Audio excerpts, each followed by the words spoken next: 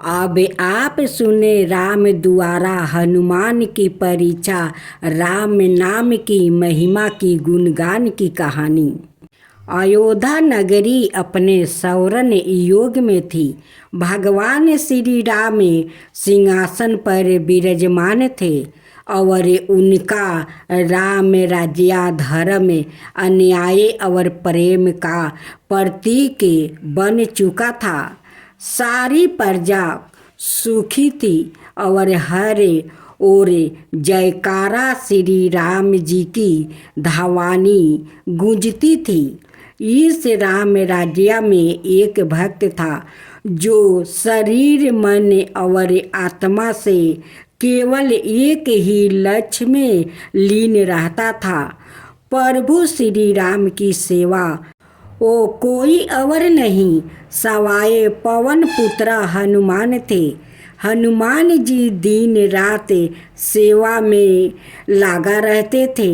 कभी प्रभु के चरण दबाते, कभी सीता माता की सेवा करते और हर लक्ष्य राम राम का जप करते रहते हैं। उनकी भक्ति इतनी गहनी थी कि उनका रोम रोम श्री राम के नाम में डूबा रहता था। वो खाने से पहले राम का स्मरण करते, सोने से पहले राम का नाम लेते और सपने में भी राम की सेवा ही करते। श्री राम सब कुछ जानते थे। वो जानते थे कि हनुमान की भक्ति अतुलनीय है, लेकिन वो चाहते थे कि हनुमान को यह समझाया जाए कि भक्ति केवल कर्म नहीं बल्कि आत्मिक अनुभव है। उन्होंने एक लीला रचने की ठानी। एक दिन श्री राम ने अपनी अंगूठी चुपचाप जमीन पर गिरा दिया। अंगूठी एक छोटे से छेद में जाकर लुप्त हो गई। फिर वो बोले, हनुमान, मेरी अंगूठी गिर गई है, कृपया उसे खोज कर लाओ। हनुमान जी बिना समझे अंधुआए उसी छेद में लंगू रूप धारण कर समा गया। वो छेद पाताल लोक तक जाता था। वो गहराई में गया दरबार था। हनुमान ने नरमाता से पूछा, हे नागराज, क्या आपने प्रभु श्री राम की अंगूठी देखी है? नागराज ने एक थाली की ओर इशारा किया। उसमें हजारों अंगूठियाँ थी, सब एक जैसी। हनुमान जी आश्चर्यचकित हो गए। उन्होंने पूछा, यह सब अंगूठियाँ किसकी है? नागराज वासुकी ने संत सवार में कहा, जब जब श्री राम इस धरती पर अवतरित होते हैं तब तब वो यह अंगूठी गिराते हैं और हर बार तुम पाताल आकर उसे खोजते हो। यह चक्र अनादि है और अनंत भी है। यह सुनते ही हनुमान की आंखें भर आई। उन्होंने गाता हो गाया कि यह केवल अंगूठी खोजने की लीला नहीं थी, यह श्री राम की परीक्षा थी। यह देखने के लिए कि सच्ची भक्ति में ना तो प्रभाव होता है और ना अंत। सेवा, नाम में स्मरण और संपूर्ण ही जीवन का परम उद्देश्य है। हनुमान श्री राम के पास लौटे। वो सीधा उनके चरणों में गिर पड़े। प्रभु, आपने मुझे वो ज्ञान दिया जिसे कोई वेद, कोई गरनत नहीं दे सकता है। अब मैं जान गया कि आपकी सेवा ही मेरा धर्म है और आपका नाम ही मेरा परम सत्य है। श्री राम ने उन्हें उठाया और अपने गले से लगाया और कहा, हनुमान, तुम्हारी भक्ति ही मेरी सबसे बड़ी लीला है। राम से बड़ा यदि कोई है तो वो है राम नाम, और उस नाम का सबसे बड़ा उपासक तुम हो। हे हनुमान जी, आपका इस कथा में कोई भूल हो तो क्षमा कर दीजिए और सही हो तो कृपा कीजिए। अब आप सुनेंगे मंगलवार की हनुमान जी की कहानी। त्रेता योग के अंतिम चरणों की बात है। अयोध्या नगरी श्री रामचंद्र जी के राज्य में आध्यात्मिकता, अन्याय और कारण का केंद्र बन चुकी थी। लोगों के मनों में राम के प्रति अटूट श्रद्धा थी और उनमें सबसे आगे थे अनाये भक्त रामदूत संकट मोचन हनुमान। हनुमान जी का जीवन सेवा और समर्पण का प्रतीक था। वो प्रातः काल श्री राम की आरती करते, दिन भर राज कार्य में सहायता करते और रात्रि को राम नाम का जप करते हुए प्रभु के चित्र के आगे ध्यान मग्न रहते थे। किंतु एक रात्रि उनके मन में एक हल्की सी अशांति उत्पन्न हुई। उनका अंत मन कहने लगा, क्या मेरी भक्ति वास्तविक है या उसमें कई गहराई में? यह विचार बार बार उठता रहा। प्रातः काल हनुमान जी सीधे श्री राम के पास पहुंच गए। विनम्रता से बोले, प्रभु, मुझे एक व्यथा सता रही है। मैं जानना चाहता हूँ, क्या मेरी सेवा निष्फल है? कहीं मेरी भक्ति में कोई दोष तो नहीं है? राम ने उनकी और गहरी दृष्टि से देखा, जैसे अंत कारण बढ़ रहा हो। फिर मुस्कुराए और बोले, हनुमान, तुम मेरे प्राण हो, किंतु आत्म शुद्धि की जहान सबरता साधन है। इस प्रश्न का उत्तर कोई तपस्वी ब्रह्मा ज्ञानी ही दे सकता है। जाओ उत्तर खोजो। हनुमान जी ने राम के चरणों में नमन किया और अयोध्या से निकल पड़े। हनुमान जी अनेक तीर्थ और आश्रमों में गया, ऋषियों से मिले, अनेक प्रश्न पूछे, किंतु किसी से संतोषजनक उत्तर नहीं मिला। एक दिन वो कैलाश पर्वत के समीप एक निर्जन वन में पहुंच गया, जहां एक ब्रह्मचारी संत ध्यान मगन बैठा था। यह था महातपस्वी वेद ऋषि ब्राह्मण। कहा जाता था कि वेदों को गूढ़ रहस्यों को उन्होंने आत्मसात कर लिया है और ब्रह्मा ज्ञान के प्रकाश में लीन रहते हैं। हनुमान जी ने उन्हें दंडवत प्रणाम किया और अपनी शंका बताई। वेद ऋषि ने धीरे धीरे आंखों खोली। बोले, हनुमान, तुम्हारी भक्ति से संदेह नहीं है, परंतु आत्म समीक्षा का प्रश्न बड़ा है। एक साधक को तब तक पूर्ण नहीं माना जाता जब तक वो सवाए की गहराइयों में उतर कर अपने भावों की शुद्धता ना परख ले। हनुमान जी ने कहा, मैं किसी भी परीक्षा को स्वीकार करने को तैयार हूँ। वेद ऋषि बोले, पास ही एक गांव है शिवपुर, वहाँ एक वृद्धा विधवा रहती है। नाम है सत्यवती, उसका कोई नहीं है। वो अत्यंत निर्धन है पर राम भक्त है। तुम्हारी परीक्षा ये है कि अगले 40 दिन तुम उसकी सेवा करो, बिना उसे यह जानने दिया कि तुम कौन हो। तुम अपनी शक्तियों प्रयोग नहीं करोगे, केवल मानव रूप में सेवा करोगे।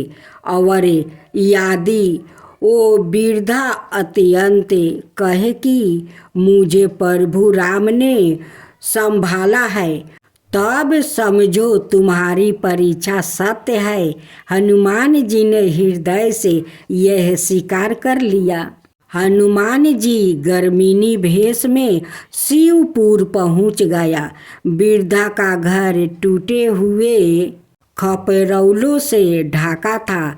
एक छोटी सी झोपड़ी थी और रोज सुबह नदी से पानी लाती है, सूखे पत्ते बिटोरती है और किसी तरह रोटी सेकती है। उसका शरीर झुका हुआ था, आंखों धुंधली थी, परंतु जीभा पर राम राम की नाम था। हनुमान जी ने बिना उसकी जानकारी के सेवा आरंभ की। कभी रात को उसकी झोपड़ी की मरम्मत करते हैं, कभी सूखी लकड़ी चुपचाप रख जाते हैं, कभी दूध का पतरा उसके द्वार पर छोड़ देते हैं, कभी चुपचाप उसकी चप्पल की मरम्मत कर देते हैं। वृद्धा औरत सोचती है, राम जी मेरे कष्ट हर रहे हैं, और वो भी श्रद्धा से भजन गाती रहती है। हनुमान जी नित्य उसका ध्यान रखते। उन्होंने गांव के कुछ बच्चों को प्रतीत किया कि वो वृद्धा औरत के साथ समय बिताए। धीरे धीरे सत्यवती की स्थिति सुधरने लगी। 32वां दिन गांव में भारी वर्षा हुई। नदी तूफान उठा रही थी और सत्यवती की झोपड़ी में पानी भरने लगा। हनुमान जी चाहते तो एक पल में घर को ऊपर उठा सकते थे, पर वो शक्ति प्रयोग करना माना था। उन्होंने वृद्धा औरत से गांव वालों को एकत्र किया और एक साथ मिलकर झोपड़ी को संभाल लिया। सेवा इतनी सरलता से की गई कि किसी को संदेह तक नहीं हुआ। वृद्धा औरत उस रात बहुत रोई। कीर्तगाता से उसने कहा, हे रामदूत, सदा मेरे साथ है, तूने फिर मेरी लाज राख ली है। 40वां दिन हनुमान जी वेद ऋषि ब्राह्मण के पास लौट आया। चुपचाप बैठे थे। वेद ऋषि ने पूछा, क्या वृद्धा ने तुम्हें पहचाना? हनुमान जी बोले, नहीं, पर उसने कहा, राम सदा मेरे साथ है। वेद ऋषि ने कहा, यही सच्ची भक्ति है, जहाँ भक्त अदृश्य हो जाए और केवल ईश्वर देखे। हनुमान, तुम्हारी परीक्षा पूरी हुई। अब तुम केवल भक्त नहीं, भक्ति के आदर्श हो। हनुमान जी अयोध्या लौट आए। श्री राम ने उन्हें गले लगाकर कहा, अब तुम सेवा, भक्ति और त्याग के त्रिविध स्वरूप हो। तुम्हारे जीवन से जो सीखेगा वो मोक्ष पाएगा। अब सुने सीता माता की कहानी। एक कहानी सीता मैया कहती थी और श्री राम इसे सुना करते थे।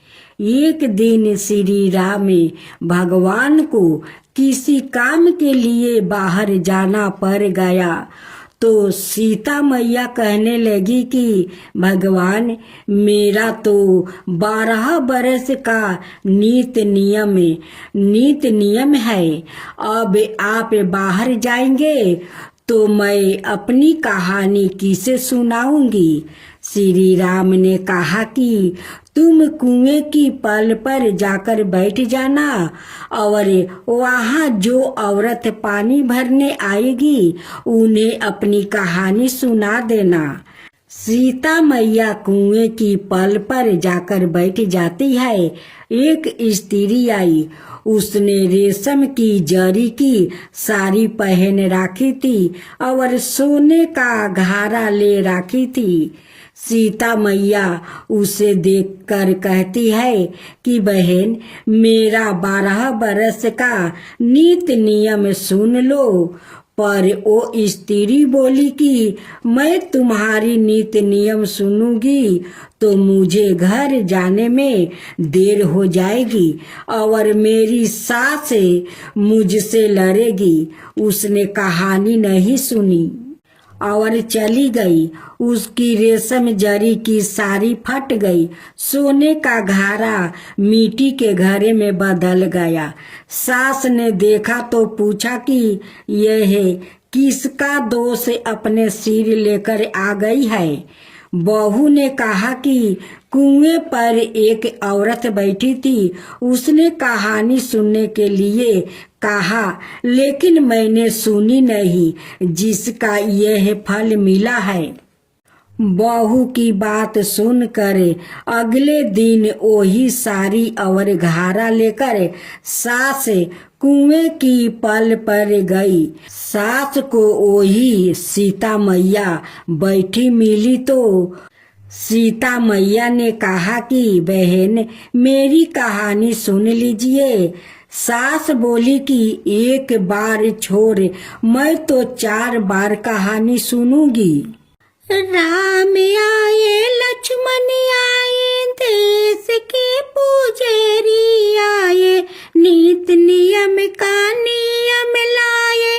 आओ राम, बैठो राम, तपी रसोई जियो राम, माखन मिश्री खाओ राम, दूध बतासा पियो राम, सुत के पल का पोडो राम, साला दुसाला पोडो राम, साला दुसाला ओडो राम। जब बोलो जब राम ही राम, राम संवारे सबके काम, खाली घर भंडार भरेंगे, सबका बेड़ा पार करेंगे। श्री राम जय राम, जय जय राम। सास बोली कि बहन, कहानी तो बहुत अच्छी लगी। कहानी सुनकर सास घर चली गई और उसकी सारी फिर से रेशम जरी की बन गई। मिट्टी का घारा फिर सोने के घारा में बदल गया। बहू कहने लगी, सासू माँ, अपने यह सब कैसे किया। सास ने कहा कि बहू, तू तो दोष लगा के आ गई थी और मैं अब दोष उतार कर आ रही हूँ। बहू ने फिर पूछा कि वो कुएं वाली स्त्री कौन है। सास बोली कि वो सीता मैया थी। वो पुराने से नया कर देती है, खाली घर में भंडार भर देती है। वो लक्ष्मी जी का वास घर में कर देती है। आदमी की जो भी इच्छा हो उसे पूरा कर देती है। बहू बोली कि ऐसी कहानी मुझे भी सुना दो। सास बोली कि ठीक है, तुम भी सुनो। और सास ने कहानी शुरू किया। राम आए लक्ष्मण आए, देश के पुजारी आए, नीत नियम का नियम लाए, आओ राम बैठो राम, तपी रसोई जियो राम, माखन मिश्री खाओ राम, दूध बतासा पियो राम, सुत के पलका पोढ़ो राम, साला दुसाला पोढ़ो राम, साला दुसाला ओढ़ो राम, जब बोलू जब राम ही राम, राम सवारे सबके काम, खाली घर भंडार भरेंगे, सबका बेड़ा पार करेंगे। श्री राम जय जय जय जय राम, श्री राम जय जय जय जय राम। कहानी सुनकर बहू बोली कि कहानी तो बहुत अच्छी है। सास ने कहा कि ठीक है, इस कहानी को रोज कहा करेंगे। अब सास बहू रोज सवेरे उठती है, नहाती धोआती है और पूजा करने के बाद नित्य नियम की सीता मैया की कहानी कहती है। एक दिन उनके यहाँ एक पड़ोसिन की औरत आई और बोली कि बहन जरा सी आँच देना तो। वो बोली कि आँच तो अभी हमने जलाई ही नहीं। पड़ोसन ने कहा कि तुम सुबह 4 बजे से उठ कर क्या कर रही हो? फिर उन्होंने कहा कि सुबह उठकर हम पूजा करते हैं। फिर सीता मैया की नित्य नियम की कहानी कहते हैं। पड़ोसन ने उनकी बात सुनकर फिर कहा कि सीता मैया की कहानी कहने से तुम्हें क्या मिला है? वो बोली कि इनकी कहानी कहने से घर में भंडार भर जाते हैं, सारे काम सिद्ध होते हैं, मन की इच्छा भी पूरी होती है। पड़ोसिन कहती है कि बहन ऐसी कहानी तो मुझे भी सुना दो। फिर वो बोली कि ठीक है, तुम भी यह कहानी सुन लो। राम आए लक्ष्मण आए, देश के पुजारी आए, नीत नियम का नियम लाए, आओ राम बैठो राम। सारी कहानी सुनने के बाद पड़ोसिन कहने लगी, बहन कहानी तो मुझे बहुत अच्छी लगी। अब वो पड़ोसिन भी नित्य नियम सीता मैया की कहानी कहने लगी। कहानी कहने से सीता मैया ने पड़ोसिन के भी भंडार भर दिया। अब तो पूरे मोहल्लों में नित्य नियम की कथा चल पड़ी। हर किसी की मनोकामना पूर्ण होने लगी। हे सीता मैया, जैसे अपने उनके भंडार भरे वैसे ही आप हमारे भी भंडार भरना, कहानी सुनने वाले के भी और कहानी कहने वाले के भी। अब सुने कृष्णा भगवान की कहानी। एक दिन मैया यशोदा दही मथ कर माखन निकाल रही थी। अचानक माँ को आनंद लेने के लिए बलराम और श्याम उनके निकट पहुँच गया। कान्हा ने माँ की चोटी पकड़ लिया और बलराम ने मोतियों की माला। दोनों माँ को अपनी तरफ खींचने का प्रयास करने लगे।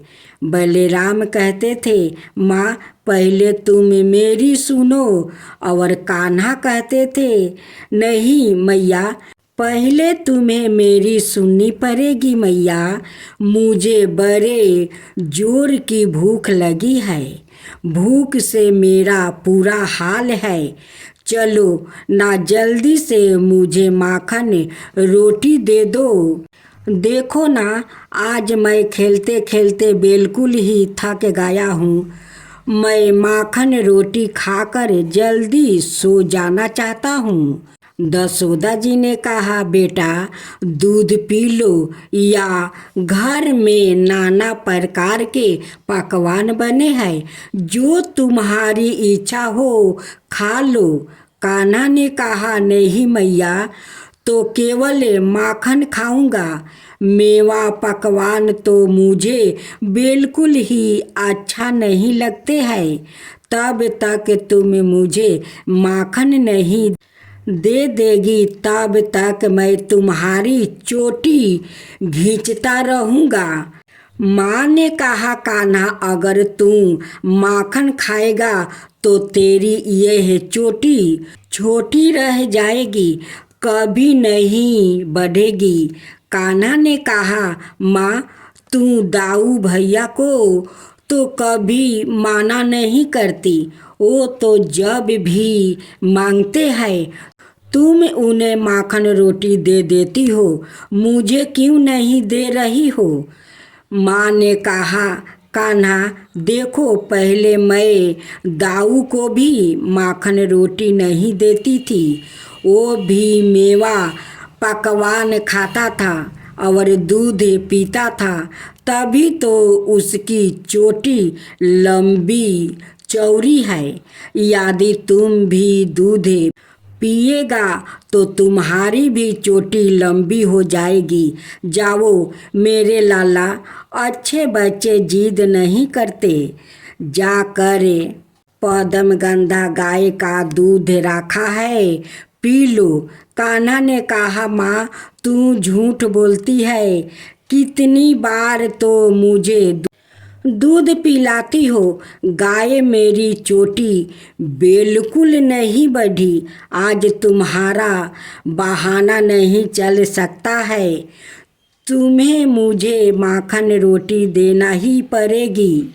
मैया ने कहा, कान्हा दाऊ अब 12 हो गया है, इसने तुमसे अधिक दिनों तक दूध पिया है, इसलिए दाऊ की चोटी बढ़ गई है। जब तुम भी उतना ही दिनों तक दूध पी लोगे तब तुम्हारी भी चोटी उतनी ही बढ़ जाएगी। कान्हा ने कहा, मैया यह सब अब मैं नहीं सुनूंगा, तुम साफ साफ बताओ, मुझे माखन रोटी देती हो कि नहीं। यदि तुम्हें माखन रोटी नहीं देगी तो आज से ना मैं तुमसे बोलूँगा और ना तुम्हारी गोद में ही आऊँगा। अब दाऊ ही तुम्हारे पुत्र है, मैं भाला तुम्हारा क्या लगता हूँ।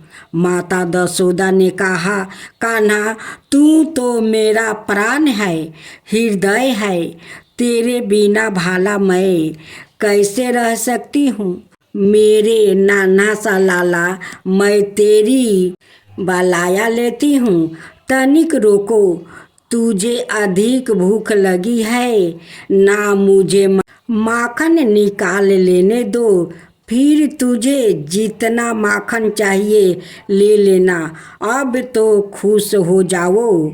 इस प्रकार माँ दसोदा मानो लार दुलारे प्यारे स्नेह में डूब गई। उनकी आँखों से प्रेम का आंसू झलक पड़े। दसोदा मैया धन है, त्रिभुवन का भरण पोषण करने वाले प्रभु उनके आगे माखन के लिए बार बार हाथ फैलाते हैं, उनसे जिद करते हैं। दसोदा मैया से 12 सौभाग्य भाला किसका होगा। अब आप सुनेंगे धरती मैया की कहानी। एक माँ थी, उसके एक बेटी और एक बेटा, दोनों छोटे छोटे थे। माँ गरीब थी, वो मजदूरी करके अपना गुजारा करती थी। धीरे धीरे बच्चे बड़े होने लगे, बेटी शादी के योग्य होने लगी, माँ बूढ़ी हो गई।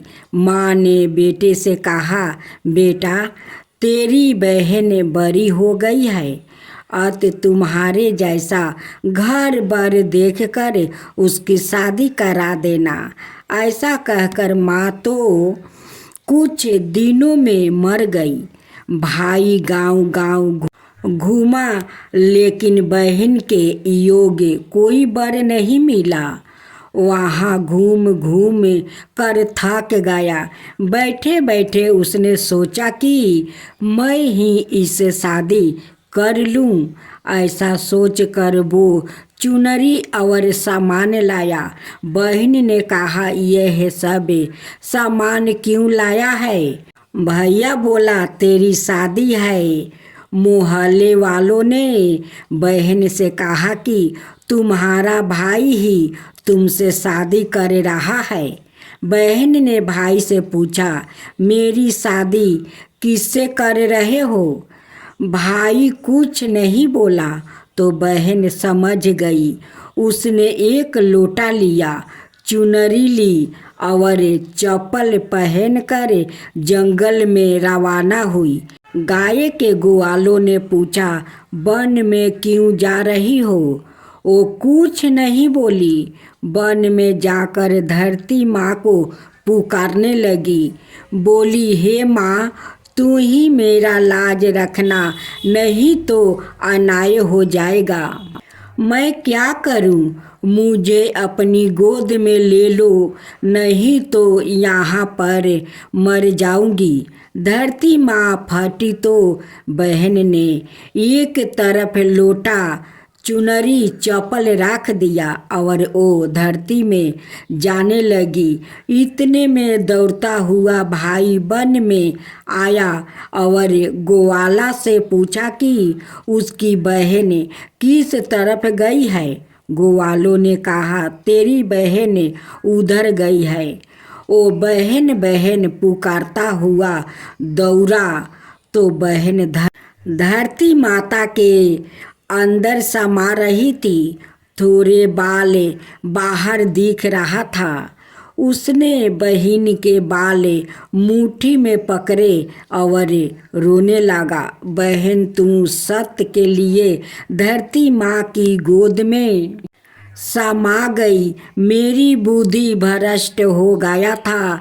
माँ का वचन निभाने के लिए मेरे जैसा कोई वर नहीं मिला, इसलिए ऐसा विचार आया।